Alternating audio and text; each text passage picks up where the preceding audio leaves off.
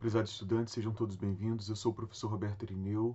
Nós iniciaremos nessa aula o estudo dos sistemas fisiológicos. Então, quando nós estudamos a biologia, nós entendemos que existem vários níveis de organização biológica. Inicialmente, nós estudamos aí a organização em nível molecular. Nesse aspecto, são identificadas as macromoléculas que constituem as células, como as proteínas, os ácidos nucleicos, os lipídios e os carboidratos, partindo para a identificação das ligações químicas, dos seus constituintes monômeros, e aí prosseguimos para o nível celular. No nível celular, nós aprendemos que existem dois modelos de células, as células procarióticas e as células eucarióticas, e nas células eucarióticas ainda existem as organelas. Depois, o próximo nível de organização biológica refere-se aos tecidos. Então, os tecidos são resultantes aí da agregação de células especializadas, incluindo os materiais extracelulares que elas produzem, que vão aí compor uma função integrada. E o próximo nível seria o nível dos órgãos. Então, os órgãos são compostos por vários tipos de tecidos, e aí é interessante que em cada nível biológico, o nível mais superior, ele nunca é apenas o resultado de um somatório dos componentes daqueles níveis mais inferiores. Ou seja, quando a gente fala aí, por exemplo, da reunião de neurônios para formar um cérebro, nós temos aí uma característica emergente que ela não é prevista apenas com a associação dos muitos neurônios que compõem o cérebro, que, por exemplo, seria a consciência. Ou seja, existe o que a gente chama de propriedade emergente, ou seja, é uma propriedade que não é prevista apenas com o somatório dos componentes que existem no nível inferior para gerar aquele nível biológico imediatamente superior. Após aí os tecidos, os órgãos, nós vamos ter os sistemas. E aí, quando nós falamos de sistemas, nós estamos falando de um conjunto de órgãos cujas funções são distintas, mas vai empreender ali uma das funções que mantém os seres vivos existindo. Após a integração dos vários sistemas, nós temos o indivíduo, o conjunto de indivíduo, a população, as espécies, o conjunto de espécies formando as comunidades. Mas voltando, quando nós falamos de sistemas fisiológicos, nós estamos falando de sistemas que vão exercer 5 funções principais. A primeira delas é a digestão, a segunda é a circulação dos nutrientes que foram obtidos através da digestão e a absorção desses nutrientes no trato digestório. Após a circulação, nós temos aí a respiração, que é responsável pelo intercâmbio de gases respiratórios entre o organismo e o ambiente. O processo de excreção, que seria aí a eliminação de substâncias tóxicas produzidas pelas células. E por fim, nós temos aí um sistema que vai coordenar, controlar todas as atividades desse organismo, mantendo ele vivo, incluindo aí também a captação dos estímulos ambientais, a integração desses estímulos e a elaboração de uma resposta a esses estímulos que estão no ambiente. Então, nós vamos iniciar com o sistema digestório. Quando nós falamos de digestão, nós estamos falando de um processamento químico e físico dos alimentos, no sentido de quebrar suas macromoléculas para que sejam liberadas as unidades, os monômeros dessas macromoléculas, ou seja, para que eles sejam competentes à assimilação. E aí nós vamos ter que, ao longo do sistema digestório, existe ali enzimas que estão atuando e quebrando essas ligações químicas entre esses monômeros, entre essas unidades componentes dessas macromoléculas, mas ao mesmo tempo nós temos também um processamento mecânico, por exemplo, aí a mastigação, onde o alimento ele vai ser cortado, perfurado, triturado, macerado, aumentando a sua superfície para a interação com as enzimas e aí facilitando aí o processo da digestão química. Além da mastigação, como componente físico da digestão, ou como processamento físico da digestão, nós temos os movimentos peristálticos. Uma vez esses alimentos introduzidos no canal alimentar, existe aí toda uma musculatura que acompanha todo o trato digestório que vai contrair, permitindo assim a trituração desse alimento, uma maior mistura desse alimento com os sucos enzimáticos que tem nos compartimentos digestório. Além disso, pode-se, por exemplo, contrair formando aí uma secção nesse aparelho digestório, permitindo um armazenamento temporário desse alimento. Enfim, seriam essas duas atividades que têm em nível de digestão, um processamento químico, compreendendo aí a atuação das enzimas produzidas no trato digestório ou liberadas no trato digestório para quebrar as ligações químicas entre os elementos componentes das macromoléculas, e um processamento físico, compreendendo aí a mastigação e o movimento peristáltico como caracterizado.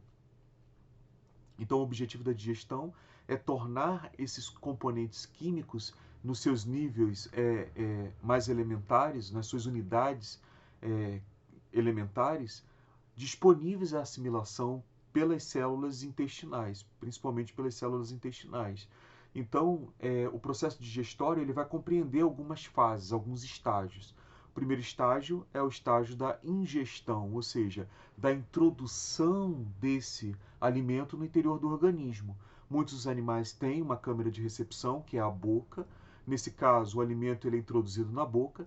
Na boca existem aparatos orais que vão processar esse alimento. Então, existe ali uma musculatura, a língua, existe ali a dentição. É óbvio que nem todos os animais têm dentição, nem todos os animais vão ter a presença de uma língua. Então, por exemplo, os peixes, geralmente eles não têm essa língua, uma vez que o alimento ele é obtido através da sucção, mas nós vamos ter aí, por exemplo, os anfíbios dotados de uma língua que, inclusive, participa aí da captura do alimento. E a língua ela vai ter outras funções, como, por exemplo, a sensação do gosto desses alimentos, o que provoca aí a motivação para capturar esses alimentos. A língua vai ser importante, por exemplo, na mistura do alimento com a saliva, no processo de deglutição, no processo de transporte desses alimentos ou desse bolo alimentar, uma vez que ele já foi parcialmente misturado com a saliva e digerido com as enzimas que estão ali presentes na saliva. A transferência desse alimento da boca para a faringe, esse processo é denominado de deglutição. Então, esse processo de ingestão corresponde à introdução do alimento no interior do organismo.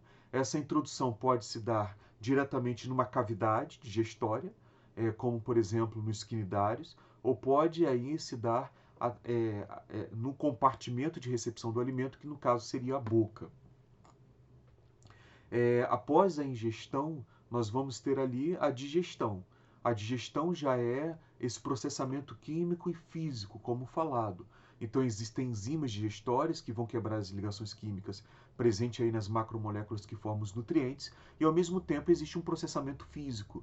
Quando se fala de processamento físico, nós estamos falando aí da quebra desse alimento, ou seja, nos níveis de corte, nos níveis de perfuração, de trituração, de maceração. Isso é feito, por exemplo, através da mastigação, pela presença dos dentes.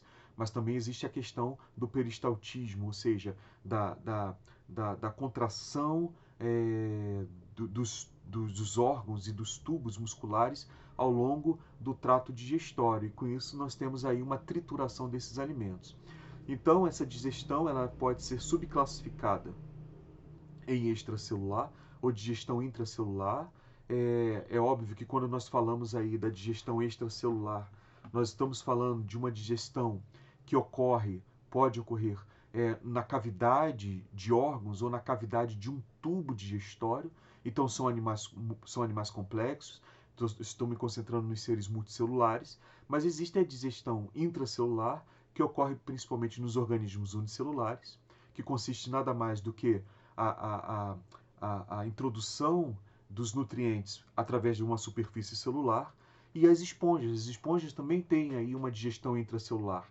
As esponjas correspondem a um caso interessante porque no desenvolvimento embrionário das esponjas não se atinge o estágio da gástrula.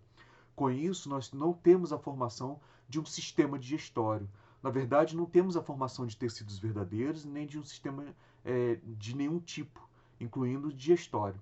Então, a cavidade presente nas esponjas, ela não tem função de digestão, ela tem apenas uma função de circulação da água, e com isso nós temos ali células especializadas na parede dessa cavidade que vão capturar os micro-organismos que estão suspensos nessa água. E aí a digestão ela vai ocorrer dentro da célula. E toda digestão intracelular ela é mediada pelos lisossomos. Lembrando lá que os lisossomos são organelas que contêm enzimas hidrolíticas, proteases, enzimas que digerem carboidratos, enzimas que digerem lipídios, e, portanto, essa digestão intracelular ela requer a fusão do lisossomo com o fagossomo ou o pinossomo que foi internalizado aí através da captura do ambiente. Quando nós falamos de digestão extracelular, pode ocorrer como caracterizado no interior das cavidades que formam o tubo digestório ou as cavidades dos órgãos digestórios, mas pode também ter ali um tipo de digestão extracelular que é dito extracorpóreo. Ou seja, os fungos fazem isso, eles liberam enzimas por um ambiente, são as exoenzimas. Essas enzimas elas vão promover a digestão é, do, do, do animal ou dos vegetais ou de parte dos vegetais que estão no ambiente, e com isso os produtos dessa digestão eles são absorvidos pelo corpo do fungo. É uma digestão extracelular do tipo extracorpórea. No caso da digestão que ocorre no interior da cavidade do sistema digestório, nós estamos diante de uma digestão extracelular, mas do tipo intracorpóreo. O próximo passo seria a absorção. Então, o próximo estágio aí do processo digestório como um todo é a absorção. Então, a absorção ela se dá ali das unidades componentes que formam essas macromoléculas. Então, por exemplo, as proteínas elas passam pelo trato digestório e os aminoácidos são liberados. Esses aminoácidos eles vão ser absorvidos por células especializadas que estão, no caso dos animais mais complexos, em nível de intestino delgado.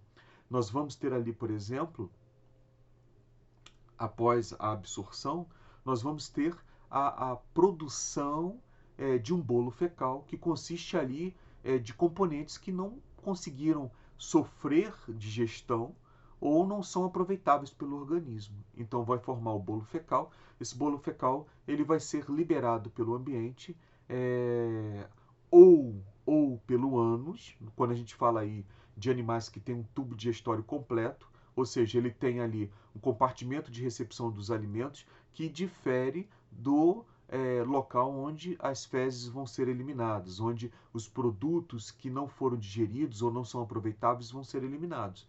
Mas existem animais que o local de entrada do alimento corresponde também ao local de saída desses produtos que não são aproveitados, não são digeridos ali pelo sistema digestório. Então, esses são os estágios do processamento digestivo dos alimentos. Nós temos ali a ingestão, a digestão, a absorção e, por fim, a excreção. Bom, previamente à ingestão, existe aí a necessidade de capturar esses alimentos, e os animais eles vão apresentar diversas estratégias e diversas estruturas especializadas na captura do alimento. E aí nós temos aí os animais herbívoros, carnívoros e os onívoros contendo aí as suas respectivas estratégias e estruturas de captação dos alimentos.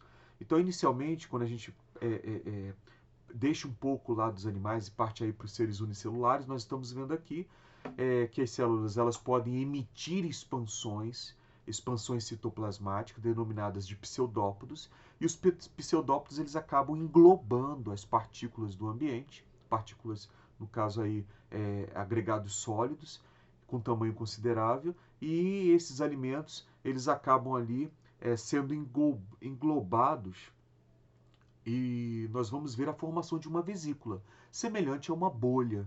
Então o alimento ele vai ficar, essa partícula sólida vai ficar dentro dessa vesícula, e essa vesícula ela é internalizada. Bom, como houve a emissão de pseudópodos, nós vamos falar aí de fagossomo. O fagossomo posteriormente vai ser fundido com os lisossomos. Mas a célula ela pode, na sua superfície, sofrer uma depressão. E com essa depressão, diversos solutos em grandes quantidades solvido em líquido, eles vão ser agora introduzidos na célula. As bordas dessa depressão elas se unem e formam uma vesícula que nós chamamos de pinossomo. Novamente, o pinossomo vai se fundir com o lisossomo e com isso você vai ter aí o prosseguimento da digestão a partir da formação do lisossomo secundário, do vacúolo digestivo. Bom, mas, por exemplo, nós temos aqui o caramujo. O caramujo ele apresenta uma estrutura análoga à língua. Essa estrutura ela apresenta aí reentrâncias ao longo da sua superfície, e quando esse animal ele se encontra com o substrato, ele projeta essa estrutura análoga à língua, que é chamada de rádula, e a rádula funciona como uma lixa, ela vai raspar o substrato e ele vai conseguir o alimento dessa forma. E aí a rádula vai contrair, introduzindo esse alimento na boca. Nós temos aqui, por exemplo, animais vertebrados, detentores ou possuidores de dentes. Então, nesse caso, os dentes eles vão ter a função de cortar a pele, de triturar, de macerar, de perfurar. Enfim, esses dentes eles vão ali auxiliar tanto na captura quanto no processamento inicial, no processamento físico inicial desse alimento através da mastigação. Nós temos aqui o caso das baleias, elas engolem grandes volumes de água e posteriormente elas vão liberar essa água. Só que ao liberar a água, elas têm essas estruturas que são denominadas de barbatanas. Essas barbatanas elas vão funcionar como um sistema de filtragem. Então, os zooplânctons, ou seja, pequenos crustáceos, larvas, vão ficar retidos nessas barbatanas e elas vão se alimentar através dessa estratégia de captura de alimentação. Nós temos aqui alguns répteis que possuem aí um bico córneo. Esses bicos funcionam como verdadeiras lâminas, então ela projeta a cabeça, no caso esse cágado projeta a cabeça e corta esse alimento e vai introduzir esse alimento na boca. Nós temos aqui, por exemplo, alguns vermes que vivem enterrados, e esses vermes eles alimentam aí de sedimentos. Eles apresentam tentáculos, apresentam aqui uma boca, e essa estrutura é repleta de muco. Então esses mucos, esses tentáculos ajudam a internalizar esse alimento através da boca, e com isso é uma forma aí de captar esses alimentos. Existem outras estratégias, então animais alimentadores de sangue, ou seja, que exercem aí a hematofagia, eles precisam de estruturas especializadas para capturar o sangue. No caso aí dos mosquitos, eles apresentam no aparelho bucal uma espécie de agulha que é introduzida, e isso permite ele sugar o sangue através dos vasos sanguíneos. Nós temos a sanguessuga. A sanguessuga ela apresenta uma faringe que é uma faringe sugadora, que succiona aí o sangue, mas ela na boca ela apresenta aí lâminas. Essas lâminas elas cortam a pele, e a glândula salivar apresenta uma substância que é uma substância anestésica, e com isso o indivíduo ele tem lá as sanguessugas se fixando na pele, dilacerando essa pele, e ele não sente dor, e elas conseguem aí, através dessa faringe que funciona como uma bomba, sugar o sangue, e assim ela vai adquirir o seu alimento. Nós temos as aves não possuem dentes, elas possuem bicos. Então esses bicos eles aí funcionam como catadores, como rasgadores de folha, ou como aí rasgadores de carne, por exemplo. Nós temos aqui a solitária. A solitária é um animal de grande comprimento, é um animal que não tem volume apreciável, ou seja, pertence aí ao grupo dos platelmintos. São vermes achatados, são vermes cuja superfície, a relação superfície-volume ela é alta, e com isso esses animais eles não possuem um sistema digestório. O alimento ele é absorvido em todo o corpo desse animal. E nós vamos ter depois aí, por exemplo, os insetos. Alguns insetos eles apresentam o aparelho bucal, mandíbulas. Essas mandíbulas elas servem para capturar e para cortar o alimento. No caso do polvo temos os tentáculos. No caso também, por exemplo, das anêmonas do mar, também são tentáculos. Esses tentáculos capturam alimentos, e esses alimentos são levados aí para a câmara de recepção, que é a boca. No caso dos elefantes, eles utilizam as trombas. Isso é só para demonstrar que esses animais eles apresentam estratégias diferentes de captura de alimento. Isso é necessário aí para o processo digestório. Uma vez que os animais são heterotróficos, eles precisam predar o alimento, capturar o alimento. Quando a gente fala de digestão, a digestão ela pode ser classificada de acordo com o local de processamento, né, dessas partículas que são capturadas no ambiente. Então nós temos novamente a digestão intracelular, a digestão intracelular ela vai ocorrer no interior da célula e ela é mediada pelos lisossomos. Então, a célula ela vai capturar nutrientes do meio e esses nutrientes eles vão vir dentro de vesículas. Bom, a gente já viu que se a célula emite prolongamentos citoplasmáticos, elas estão realizando aí fagocitose. Então, essa endocitose, essa internalização de substância, ela é classificada como fagocitose.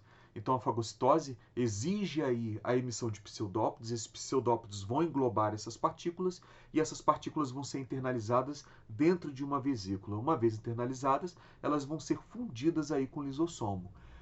A pinocitose também, só que a pinocitose a gente já falou, ela é resultante de uma depressão da superfície celular e captura de muitos solutos diluídos em água.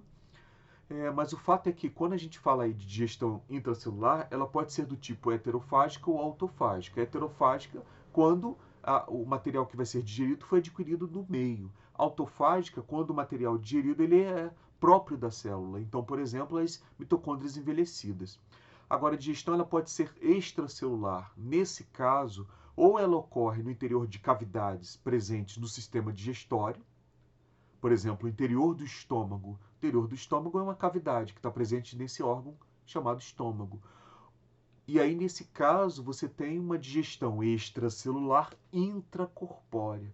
Agora, a digestão extracelular ela pode ocorrer como nos fungos, onde existe aí a liberação de enzimas para o ambiente. Então, esse tipo de digestão é extracelular, mas é do tipo extracorpóreo. Quando a gente fala de digestão intracelular, nós temos aqui um modelo. Então, nós temos aqui a ameba, ela está emitindo prolongamentos citoplasmáticos, denominados de pseudópodos. Os pseudópodos eles vão cercar o alimento, no caso aqui é uma bactéria, e com isso você tem a formação de uma vesícula. Essa vesícula, uma vez internalizada, ela vai se fundir com o lisossomo, formando vacúolo digestivo, ou fagolisossomo, ou lisossomo secundário, são as nomenclaturas aí que pode ser dispensada para a formação desse vacúolo que vai digerir esse material que foi internalizado. E, por fim, os resíduos não digeridos eles vão ser eliminados. Aí tem o processo da exocitose. Bom, então essa endocitose é do tipo fagocitose porque está sendo caracterizada pela emissão de pseudópodos. Mas nós temos a endocitose do tipo pinocitose. A pinocitose nós já vimos, é uma depressão que ocorre na superfície celular e ali o objetivo é endocitar solutos que estão em grandes quantidades, mas diluídos em água. E aí, da mesma forma, nós temos uma vesícula, que agora vai ser chamada de pinossomo, e aí o pinossomo ou o fagossomo, eles vão se fundir. O pinossomo, como os fagossomos, vão se fundir com o lisossomo, formando o lisossomo secundário. E quando se forma o lisossomo secundário, ou vacúolo digestivo, ou o fagolisossomo, nós temos aí a digestão desses materiais que foram introduzidos, com aí a formação, primeiro a liberação das unidades moleculares que formam esses compostos, esses nutrientes. Essas unidades elas vão ser reaproveitadas pela célula e nós temos a liberação daqueles compostos que não foram digeridos. É interessante abrir um parênteses aqui. A absorção de nutrientes do ambiente, no caso dos heterotróficos, vai servir para duas funções. A primeira função vai ser a obtenção da energia que está armazenada nas ligações químicas desses nutrientes. Então, por exemplo, quando a glicose é internalizada, existem energias armazenadas nas ligações químicas dos carbonos que formam a glicose. À medida que essa glicose ela é quebrada, essa energia é liberada e a célula ela vai armazenar essa energia nas ligações químicas presentes na molécula de ATP. Ponto. Então, uma das funções do processo de digestão ou do processo de obtenção de alimentos na natureza é justamente aí obter a energia que está presente nas ligações químicas desses nutrientes. A outra função, a partir da digestão, é a obtenção desses elementos componentes dos nutrientes, no caso, os monômeros que formam as macromoléculas. Então, no caso aí das proteínas, esses monômeros são os aminoácidos. No caso dos carboidratos, pode ser, por exemplo, do amido, as glicoses. No caso dos triglicerídeos, os ácidos graxos mais os gliceróis. Então, esses componentes, esses elementos componentes, eles vão constituir a matéria-prima pela qual a célula vai construir ou vai se reproduzir. Então, as células elas precisam de matéria-prima para manter aí o seu status, as suas estruturas, ou para investir na reprodução. Então, imagine uma célula, quando ela acaba de surgir, ela é uma célula com volume pequeno. Ela cresce, e na medida que ela cresce, ela vai precisar aí de ativar processos anabólicos, ou seja, processos em que as unidades componentes das macromoléculas vão ser associadas quimicamente para formar essas macromoléculas. Então, a membrana plasmática, por exemplo, ela é constituída de proteínas e ela é constituída de fosfolipídios. Então, eu preciso, no estágio pré-formação das membranas plasmáticas, a formação dessas proteínas, a formação desses fosfolipídios. Então, eu tenho, por exemplo, no caso das proteínas, a junção dos aminoácidos específicos daquela proteína que vai estar presente na membrana plasmática. Mas nós podemos ter aí ainda como digestão intracelular, a digestão intracelular do tipo autofágica. Então, por exemplo, mitocôndrias envelhecidas, proteínas danificadas, proteínas envelhecidas, elas vão ser reunidas numa vesícula. Essa vesícula ela vai ser chamada de vacúolo autofágico e esse vacúolo ele vai ser fundido com o lisossomo e ali você vai ter a digestão da mitocôndria, das proteínas e também com reaproveitamento, se for o caso, das unidades que formam aí as macromoléculas. E no caso da mitocôndria, ela vai ser desmembrada nas suas macromoléculas, as suas macromoléculas vão ser quebradas, liberando aí as unidades que formam essas macromoléculas. Bom, mas nós vamos agora para a digestão dos poríferos. Então, os poríferos estão representados pelas esponjas. Poríferos significa portadores de poros. As esponjas, elas apresentam na parede corporal a presença de poros, de orifícios, por onde a água vai entrar.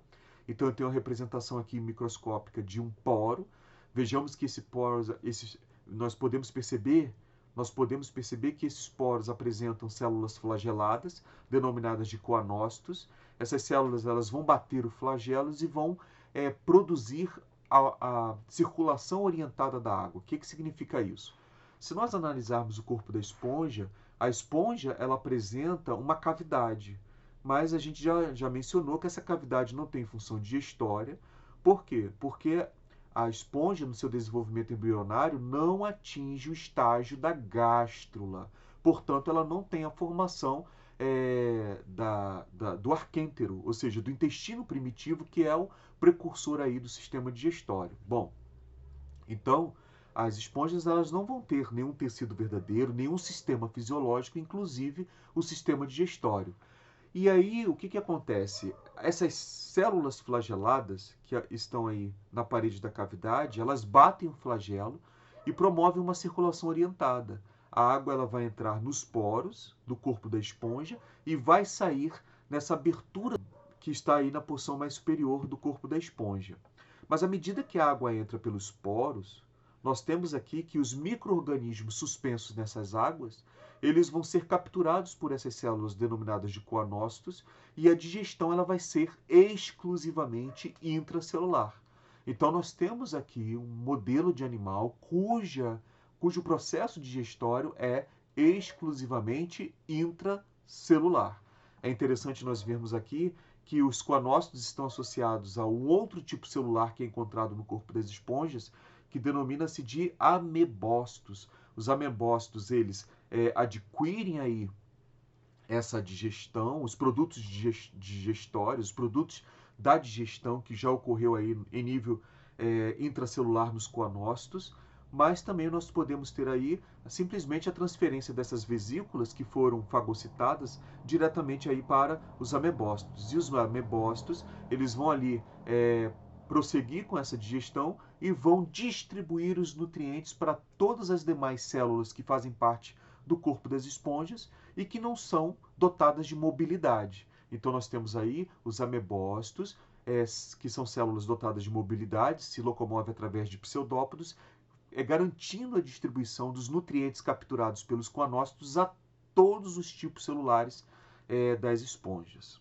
Então, a partir dos quinidários, nós já temos aí a presença de um sistema digestório. Nós podemos falar que as cavidades presentes aí no corpo desses animais, no caso aí se tratando do assunto digestão, é uma cavidade que tem aí a função de digestão. Por quê? Porque o desenvolvimento desses animais, eles passam pelo estágio da gástrula. Então, como eles alcançam o estágio da gástrula, nós vamos ver aí que existe a formação do arquêntero e existe aí a formação também dos folhetos embrionários. E aí a gente lembra que os folhetos embrionários são responsáveis pela formação de todos os tecidos do corpo do animal. Então, esses animais eles vão apresentar um sistema digestório, mas nós temos que entender que esse sistema digestório ele pode ser do tipo completo ou pode ser do tipo incompleto. Quando ele é do tipo completo, nós temos aí a presença tanto da boca quanto do ânus. E aí nós entendemos o seguinte, que o compartimento de recepção do alimento ele é diferente daquele compartimento ou daquele local onde os resíduos não aproveitados vão ser eliminados, onde vai haver ali a excreção desses produtos que passaram aí pelo trato digestório e não foram assimilados ou não foram digeridos. Agora, nós temos animais que têm um sistema digestório incompleto. E aí, por exemplo, eles estão representados pelos quinidários. Existe ali uma cavidade com função digestória no corpo desses animais, mas o local de recepção do alimento, ou seja, o local de ingestão do alimento, ele também equivale ao local de egestão desses produtos que não passaram pela digestão ou que simplesmente são produtos da digestão não aproveitáveis. Então, nós temos esses dois tipos de sistema digestório, um considerando aí a presença tanto da boca quanto do ânus, e aí nós falamos de sistemas digestórios completos, e nós temos aí o sistema digestório incompleto, que está presente nos quinidários e também aí na maioria dos plateumintos, tá? E aí a partir dos nemateumintos, incluindo aí os anelídeos, os artrópodes, os moluscos, os equinodermas e todos os cordados, nós vamos ter um sistema digestório completo.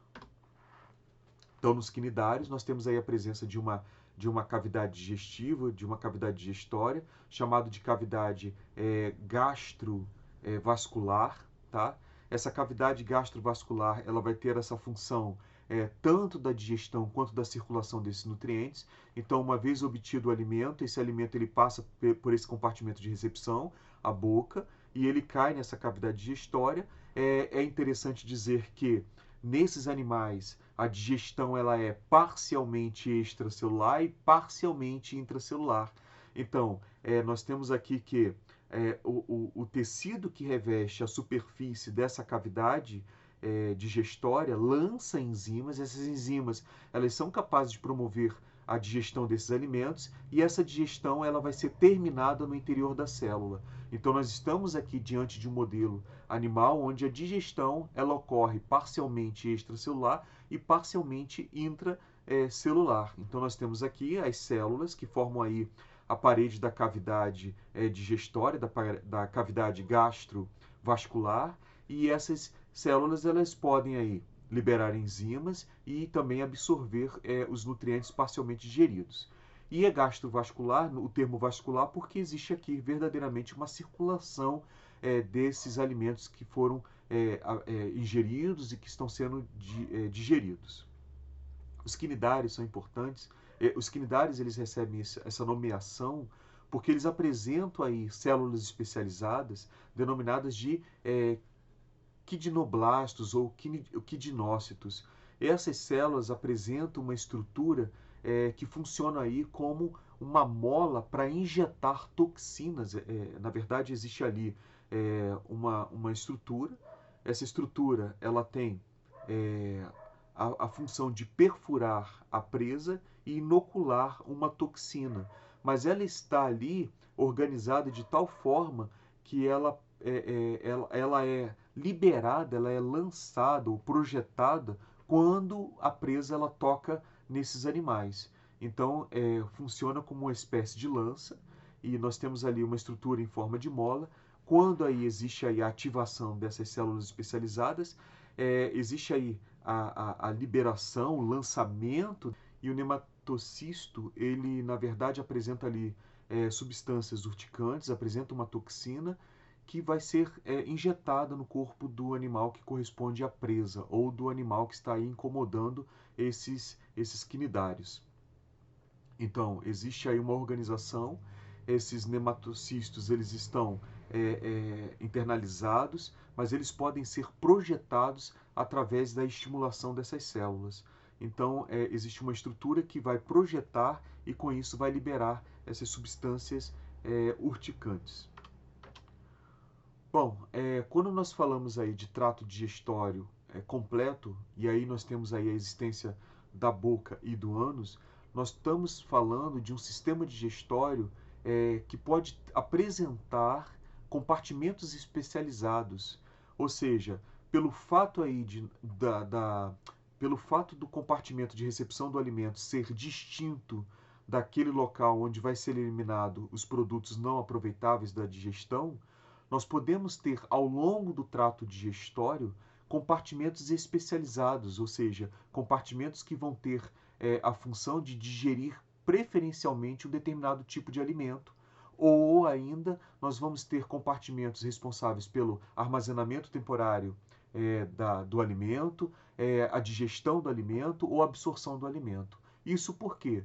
Porque o aparelho digestório completo, ou o sistema digestório completo, ele permite aí que o tráfego do alimento seja unidirecional, ou seja, ele se dê ou se realize de forma cefalocaudal.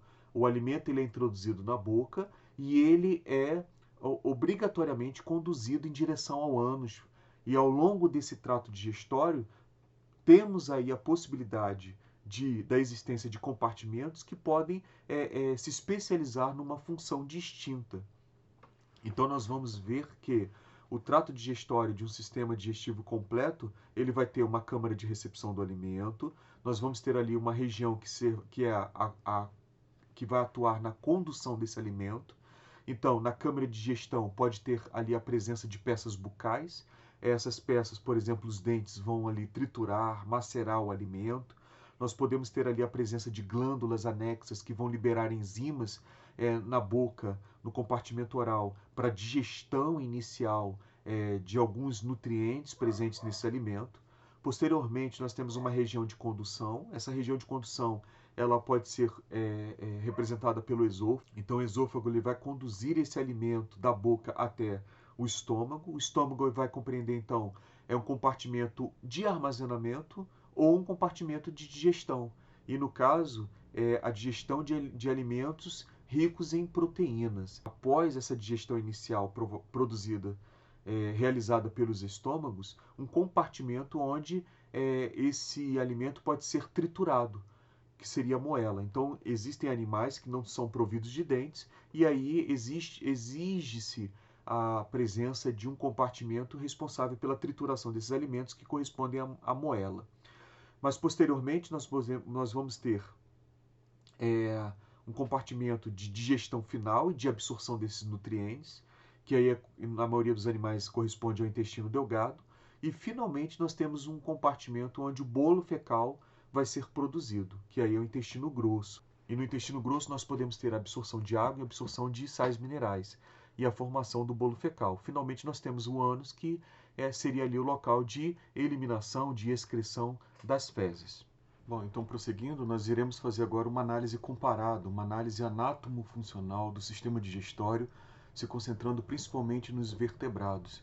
Quando nós falamos em análise anatomofuncional, nós estamos ali fazendo uma comparação, neste caso do sistema digestório, em termos anatômicos, em termos dos órgãos que compõem esses sistemas, e ao mesmo tempo em nível fisiológico, ou seja, em nível de função desses órgãos entre os diversos vertebrados. Como modelos serão utilizados as aves, os ruminantes, os herbívoros roedores e finalmente falaremos aí do sistema digestório humano. Então, inicialmente, nós temos aqui o sistema digestório nas aves. As aves elas não apresentam dentes e por isso elas precisam compensar aí a questão da trituração dos alimentos. Então nós vamos ter aí uma adaptação especial nas aves para essa compensação. Inicialmente o alimento ele é introduzido na boca e a partir desse momento nós temos aí a progressão desse, ou o direcionamento desse alimento ao esôfago. Lembrando que as aves, por possuírem bico, elas acabam utilizando esse bico para coletar o alimento, para rasgar esse alimento, quando se trata de uma árvore carnívora, por exemplo. Uma vez esse alimento chegado aí ao esôfago, o esôfago é uma espécie de canal de comunicação entre a boca e uma dilatação na região mais inferior. E nós veremos aqui que essa dilatação ela corresponde aqui ao inglúvio ou papo. Então o esôfago ele termina aí numa dilatação. Essa dilatação serve aí em muitas aves como câmara de fermentação. E aí quando a gente fala de câmara de fermentação, nós estamos concentrando principalmente no local onde existe ali uma colonização de bactérias, bactérias essas que possuem a enzima celulase e, portanto, vai permitir a digestão principalmente dos alimentos folhosos.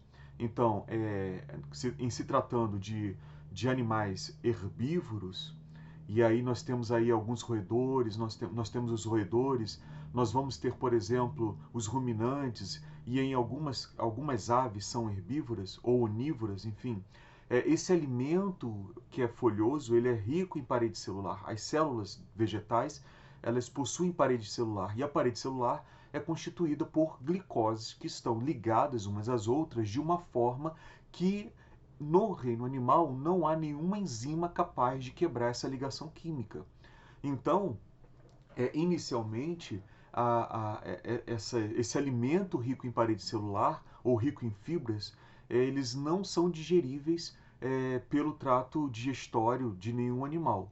Entretanto, os animais herbívoros podem apresentar aí câmeras de fermentação, que são órgãos especiais no sistema digestório, onde vai ter a colonização de certas bactérias, bactérias essas que são capazes de, através da celulase, quebrar essas ligações químicas e fermentar.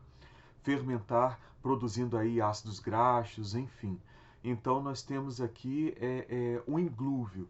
Posteriormente ao inglúvio, nós vamos ter aqui o proventrículo. E o proventrículo constitui-se aí no estômago químico das aves. Então nós temos aqui esse compartimento, onde existe ali a liberação de enzimas, e essas enzimas vão digerir esse alimento. Após o proventrículo, nós temos aqui a moela. A moela ela vai corresponder a um órgão que armazena pedras. Então as aves elas vão coletar pedras, essas pedras vão ser ali armazenadas em nível de moela. E a moela tem uma forte musculatura que, quando contrai, faz com que essas pedras se atritem uma nas outras. E quando o alimento passa na moela, esse alimento ele acaba sendo triturado pelo atrito das pedras que estão ali depositadas. Então a moela vai se constituir nesse órgão compensatório da ausência de dentes na boca das aves. Após isso, nós temos o intestino, e aí o intestino delgado e posteriormente o intestino grosso. O intestino delgado é o local onde vai ocorrer a digestão final desses alimentos, então ali vão ser liberadas enzimas que vão terminar de digerir todos esses alimentos. E por fim, é também o local de absorção. Então os nutrientes, agora principalmente os monômeros que formam essas macromoléculas que estão nesses nutrientes, eles são liberados, eles estão disponíveis para serem assimilados, e eles vão ser assimilados ali em nível de intestino delgado. Posteriormente nós temos o intestino grosso. No intestino grosso nós vamos ter ali a absorção de água e sais minerais e a formação do bolo fecal. Então, todo alimento que passou pelo trato digestório e não conseguiu ser digerido e não foi aproveitado, ele vai se fazer parte agora da constituição do bolo fecal. É interessante dizer que há aqui uma comunicação terminal do sistema digestório numa região chamada cloaca, e a cloaca ela é um trato comum, é um local comum não só ao aparelho digestório, mas nas aves também ao aparelho urinário e também ao aparelho reprodutor. Então nós temos aí a coácula como sendo aí um ponto de confluência desses três sistemas digestório, reprodutor e também urinário. Prosseguindo, a gente vai falar um pouco dos ruminantes, como se constitui aí o sistema digestório nos ruminantes. Os ruminantes são aqueles animais caracterizados pela devolução do alimento à boca. Então eles vão pastar, eles estão comendo aí capins, estão se alimentando de alimentos folhosos. Esses alimentos eles vão ser armazenados temporariamente num compartimento estomacal. Lembrando que o estômago dos ruminantes é um estômago composto. Então, esse alimento inicialmente ele é armazenado numa determinada câmara e essa câmara apresenta aí bactérias fermentadoras. Então, esse alimento ele vai começar a ser fermentado, ou seja, a digestão ali consiste na quebra das ligações químicas para a liberação da glicose e a fermentação dessa glicose por essas bactérias. E o que se percebe é que esse alimento ele volta à boca. Então, uma das características dos ruminantes é a devolução desse alimento, uma vez já fermentado, para a boca, para uma segunda mastigação, para um segundo processo de mastigação. Isso é chamado de ruminância. Após isso, esse alimento ele volta para o estômago, só que para compartimentos mais posteriores, mais próximos do intestino delgado.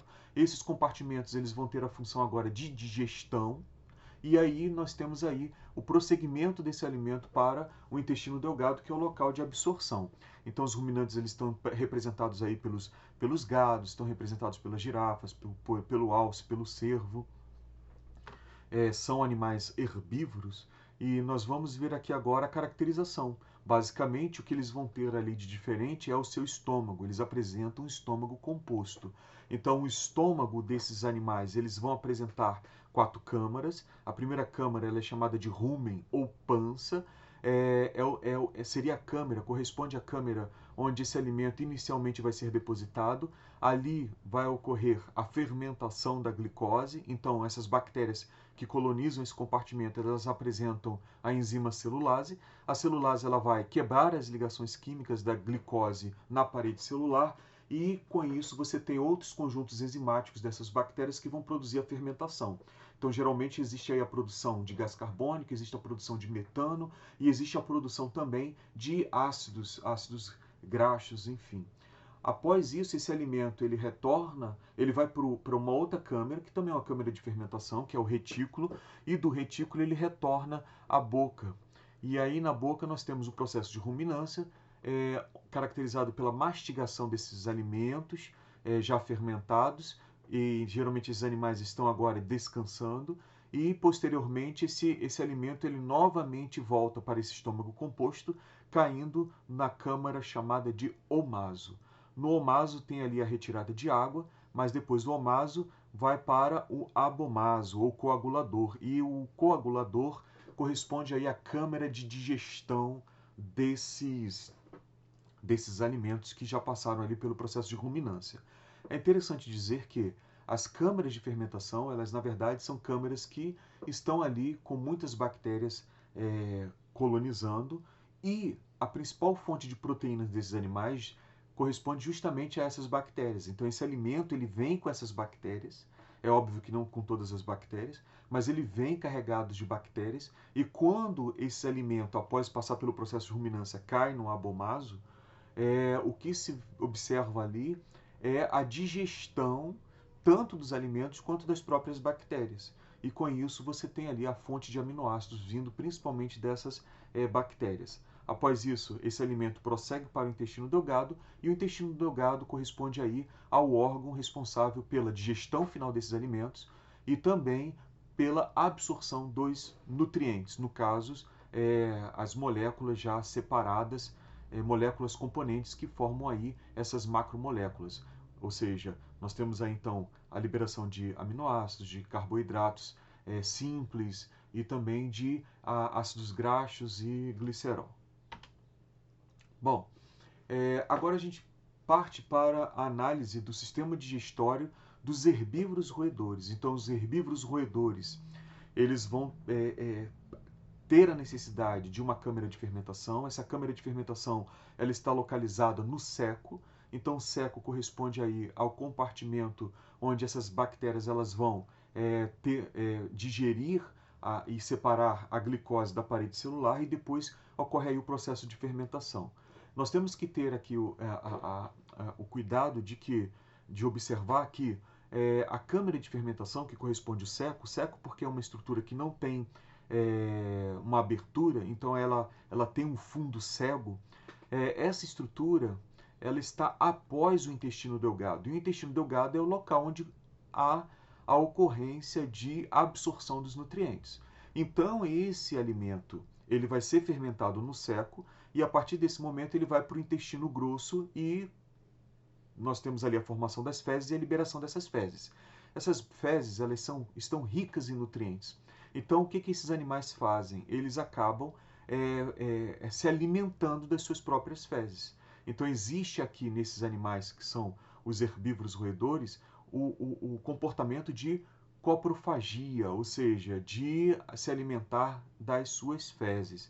Por quê? Porque essas fezes estão ricas em nutrientes. Então veja aqui o que está acontecendo. Lá nos ruminantes, a câmara de fermentação ela precede o local de absorção, ela precede o órgão de absorção de nutrientes. Então, nos ruminantes não vai haver a necessidade de se alimentar das suas fezes. No caso desses organismos, que são os herbívoros roedores, eles vão precisar se alimentar das fezes para recuperar, ou seja, para dar uma chance a esse alimento passar por uma segunda vez ao seu trato digestório para recuperar os nutrientes que estão ali presentes nessas fezes, uma vez que o local de fermentação está localizado após o órgão de absorção, ou seja, após o intestino delgado. Então existe aqui um fenômeno chamado de pseudo-ruminância, tá?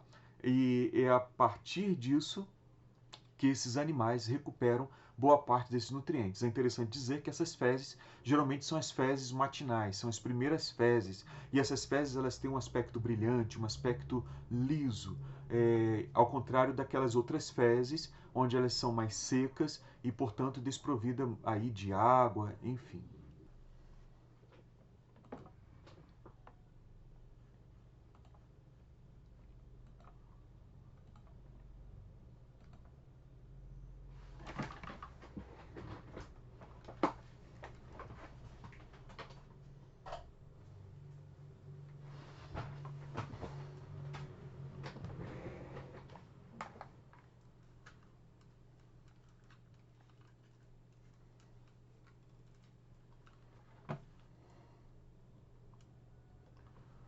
Prezados estudantes, sejam todos bem-vindos. Eu sou o professor Roberto Irineu.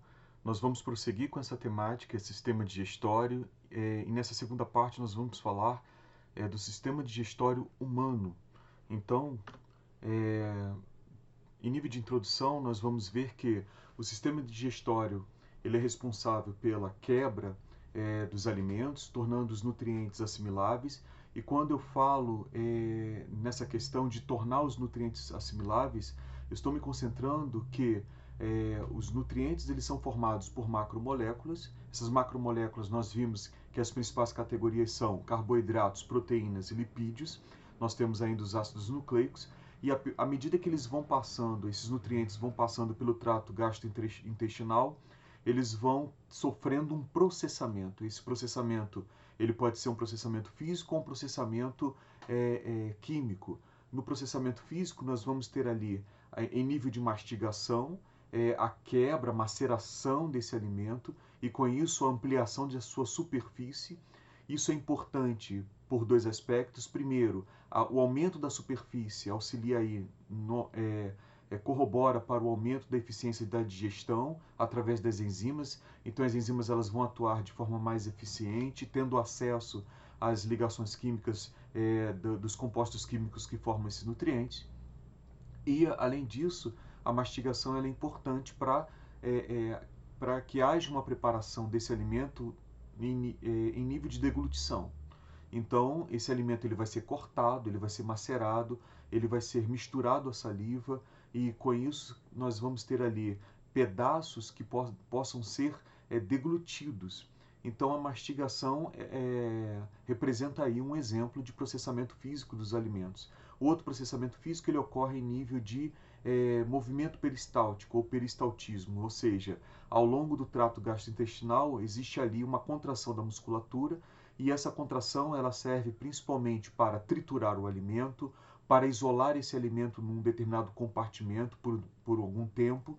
Isso é importante para exposição à atuação enzimática ou até mesmo para fenômenos como saciedades, ou seja, por exemplo, uma vez quando o alimento está armazenado no estômago e ele não tem acesso ao intestino e nem o refluxo, com isso esse alimento ele pode ficar ali por algum tempo sendo exposto às enzimas que estão dentro do estômago e trazendo uma sensação de saciedade. Uma outra importância é a progressão desse alimento no sentido céfalo-caudal, ou seja, o trânsito desse alimento ele vai se dar de forma unidirecional e as contrações musculares elas acabam empurrando esse alimento em direção ao ânus. Bom, um outro aspecto da digestão envolve aí o processamento químico. O processamento químico ele é realizado pelas enzimas. Então, ao longo do trato digestório, existem enzimas que são produzidas pela própria mucosa dos órgãos ou são liberados na luz desse ou são liberadas na luz do trato gastrointestinal por glândulas anexas. Então, em nível anatômico, o sistema digestório ele é composto por tubos e órgãos que estão conectados em sequência. Então, na ordem, nós vamos ter primeiro a boca faz comunicação com a faringe é um tubo de passagem tanto para o ar quanto para o alimento. Então, a faringe ela vai fazer uma comunicação entre as fossas nasais e a laringe e a traqueia, ou vai fazer uma comunicação entre a boca e o esôfago. Posteriormente, esse alimento ele vai passar por esse tubo longo chamado esôfago. O esôfago faz comunicação entre o estômago e a faringe. Posteriormente, no estômago, esse alimento ele vai passar por um processo de digestão, principalmente dos conteúdos proteicos. É no estômago que são liberadas as enzimas denominadas de pepsina. A pepsina ela tem a função aí de quebrar as ligações químicas presentes nos polipeptídeos. Posteriormente, esse alimento ele vai passar para o intestino delgado. No intestino delgado ocorre aí a digestão final desses alimentos e nós vamos perceber que o repertório enzimático presente aí no intestino delgado ele vem tanto do pâncreas quanto de enzimas que são produzidas pela própria mucosa intestinal. Posteriormente, é nesse órgão que também ocorre a absorção. Os resíduos que não foram digeridos ou não são aproveitáveis, eles vão agora para o intestino grosso. Ali vai ser formado o bolo fecal. Existe ali ainda a possibilidade de recuperar água e sais minerais. E por fim, nós temos aí a eliminação das fezes pelos ânus. Então nós podemos ver que em nível de órgãos nós vamos ter na sequência a boca, a faringe, o esôfago, o estômago, o intestino delgado e o intestino grosso. Mas nós temos glândulas anexas, e essas glândulas anexas, em sequências, no sentido céfalo-caudal, nós vamos ter as seguintes. Primeiro, as glândulas salivares. Então, nós vamos ter aqui, próximo aí à região bucal, glândulas que vão produzir uma secreção que é denominada de saliva.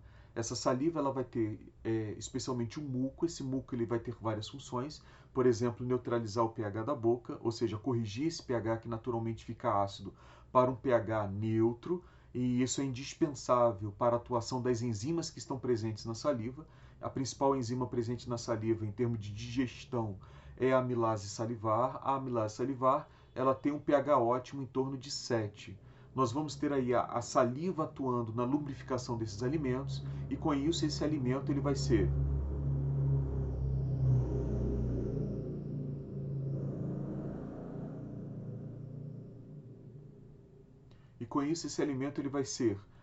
digerido, principalmente a porção dos amidos pela amilase salivar, ele vai ser lubrificado e, além disso, a boca possui aí a arcária dentária que vai atuar ali na trituração desse alimento, preparando ele assim para a deglutição. A próxima glândula é o fígado. Então, o fígado é uma glândula, corresponde aí ao segundo maior órgão do corpo, perdendo apenas para a pele. em termos de tamanho e superfície. Nós vamos ver que o fígado ele produz uma secreção chamada bile. A bile ela não apresenta a função digestória, mas ela atua aí na emulsificação das gorduras, ou seja, as gotas de gorduras elas vão ser quebradas em gotículas menores e tornando elas acessíveis a uma enzima chamada lipase. E a lipase ela vai promover aí a digestão das gorduras em nível de intestino delgado.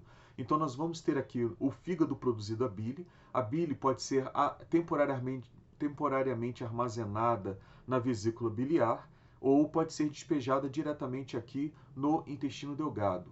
Bom, mas nós temos aqui a outra glândula.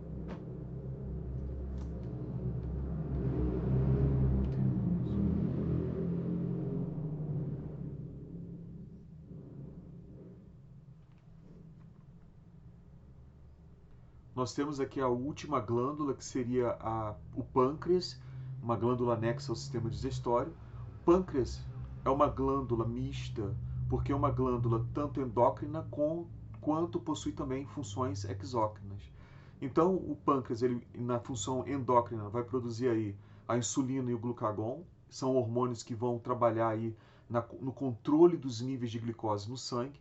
E nós temos aqui a atuação aqui do pâncreas, em termos de glândulas exócrinas, com produção de enzimas digestórias que vão ser lançadas no intestino delgado na porção do duodeno. Então, o duodeno é essa alça inicial do intestino delgado que faz comunicação com o estômago, e o duodeno vai ser aí